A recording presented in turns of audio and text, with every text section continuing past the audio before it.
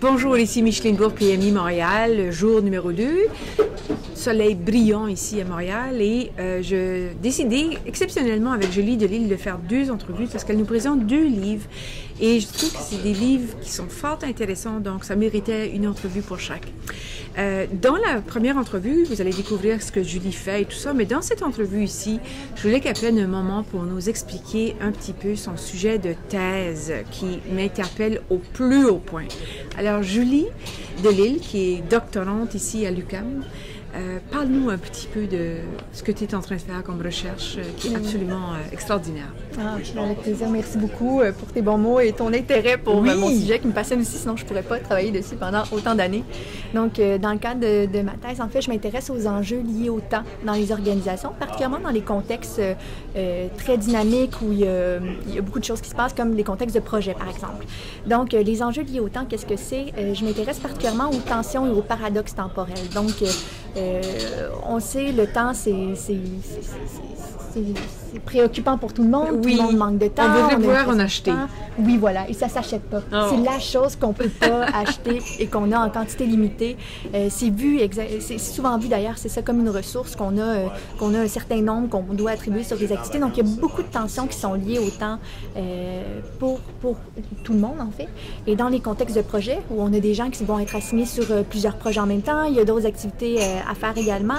Donc, cette pression-là du temps est particulièrement présente. Et là, je ne parle que de la vie professionnelle, mais chaque individu a également une vie personnelle et des contraintes de tout genre. Exactement, sur lesquelles on a peu de contrôle. Et donc, il faut vraiment concilier beaucoup de choses. Donc, tu as une hypothèse de base?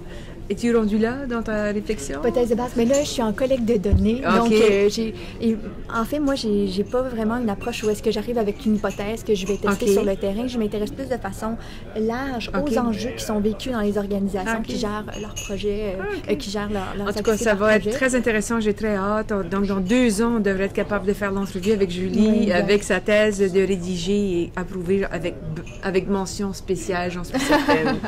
Alors, Julie, tu as choisi un 2e livre pour nous. Oui. Je ne connaissais pas du tout cet auteur-là, donc présente-nous ce livre. Oui, alors, Essentialisme de Greg McKeown. Donc, en fait, c'est un livre qui nous invite à faire moins, mais faire mieux. OK. Donc, le but, c'est vraiment, ce n'est pas d'être plus productif, c'est de sélectionner, de s'investir, de choisir sur quoi on veut vraiment passer du temps et d'apprendre à dire non, d'apprendre à justement arrêter de s'éparpiller, mais d'aller vraiment à l'essentiel. OK.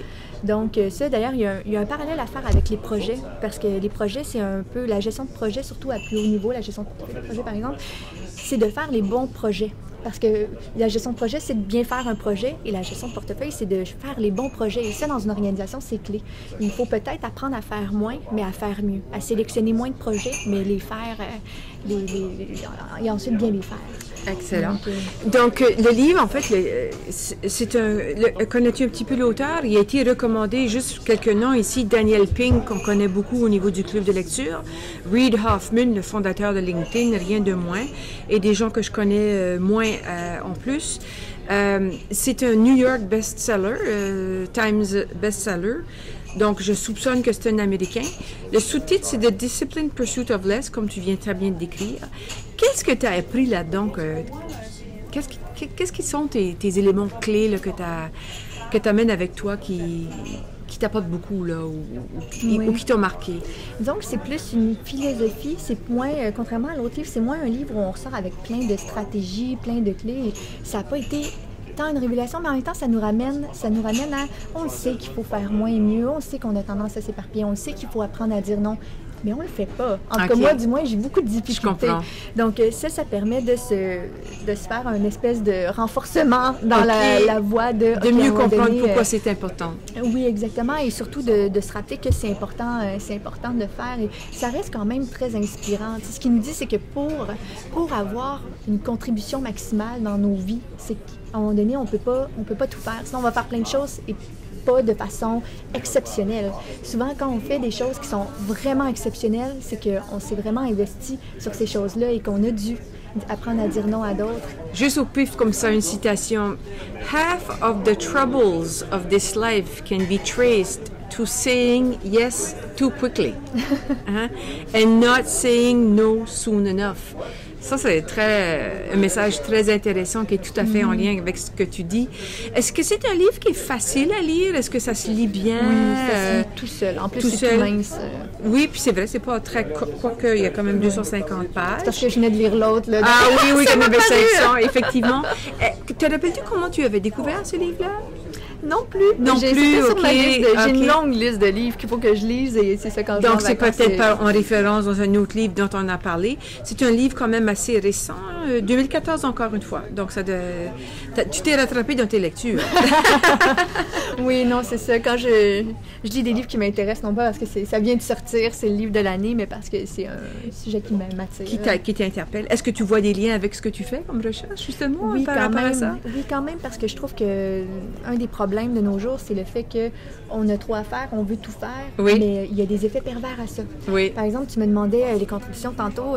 Parmi les contributions que je crois que je vais avoir, c'est le fait qu'on a tendance à tellement être débordé qu'il y a des choses qu'on ne fait pas parce que ce n'est pas important et on finit par les faire quand c'est en crise. OK. Et dans nos organisations, c'est beaucoup ça. On va tout le temps éteindre des feux et là ensuite, parce qu'on ne fait pas des choses que pour le moment, c'est pas encore pressant, là, c'est pour le long terme, mais si on les faisait, il n'y aurait pas de feu dans 3 ans. Mais parce qu'on ne le fait pas, à un moment donné, ça devient un feu. Donc, soit on fait ce qui est urgent, ce qui est vraiment en situation de crise, au lieu de prendre le temps.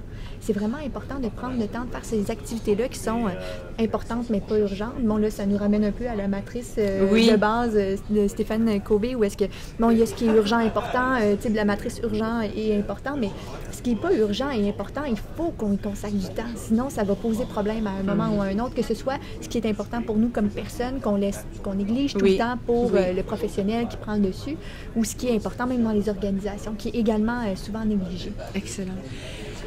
4 grandes sections, 4 grandes parties. Donc, ça s'intitule Essence. What is the core mindset of an essentialist? 2. Explore how can we discern the trivial many from the vital few, comme tu mentionnes. Part 3. Eliminate. How can we cut the trivial many? Est-ce que c'est dur, ça? Est-ce que c'est dur? C'est la partie difficile, hein? C'est couper et dire non. Oui. C'est ça. And execute. How can we make doing the vital few things almost effortless? Un peu pratico-pratique quand même, des bons petits conseils pratico-pratiques, des choses qu'on peut faire. Oui, c'est pas non plus... C'est nous amener... je pense que c'est plus un travail de fond, essentiel, pas essentiel. Essentiel, pas essentiel. Parce que ça reste ça. La prémisse de base, c'est vraiment de s'arrêter à tous les jours et de se demander, est-ce que ce que je fais, c'est vraiment l'essentiel? Ou est-ce que je suis pas en train de me faire... prendre l'énergie. Oui, exactement. Donc, tout le temps qu'on met sur Facebook là, et LinkedIn, est-ce que c'est vraiment essentiel ou non essentiel? Puis le faire first thing in the morning. Puis le faire le matin, alors qu'on est le plus productif. Ah, ça, c'est un bon point, ça. Oh, il faut que j'arrête ça, absolument. Merci pour le conseil. Alors, un autre excellent bouquin à découvrir. Moi, c'est aussi un bouquin qui me plairait beaucoup à lire. Tout le thème est fort pertinent. Alors, merci beaucoup, Julie. D'autres choses que tu veux ajouter? Oui, peut-être pas un truc, mais il parlait, par exemple, de Bill Gates. Oui. Qui prend des Think Week à toutes les années, 2 fois par année. Il va prendre une semaine où il s'arrête et il lit et il réfléchit. Si Bill Gates se permet de... Puis ça, c'est pas ses vacances nécessairement, là, c'est vraiment juste des semaines dédiées à la réflexion. Je me dis, on peut tous se permettre là, de prendre un moment de réfléchir si Bill Gates part 2 semaines par année pour ça. Donc... OK, on prend la résolution, Julie. On devient essentialiste. Parce que l'idée, c'est ça, c'est devenir essentialiste. Alors, un nouveau thème à retenir. Merci encore une fois. Bon succès avec ton projet de doctorat. On est très impressionnés. Et je parle comme si j'avais beaucoup de gens autour de moi, mais je te souhaite vraiment beaucoup de succès avec ça. Merci beaucoup, Michel. Au revoir.